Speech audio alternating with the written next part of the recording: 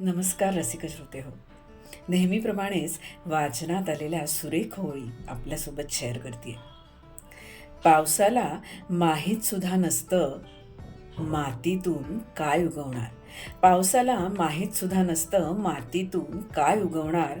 तो फक्त मनसोक्त कोसळून जातो. तो फक्त मनसोक्त कोसळून जातो. आयुष्य असंच जगावं.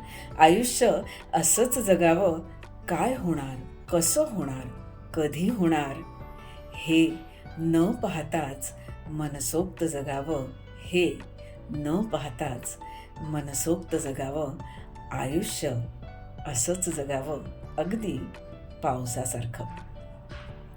खरोखरच आपल्याला हे सुंदर आयुष्य मिळालंय.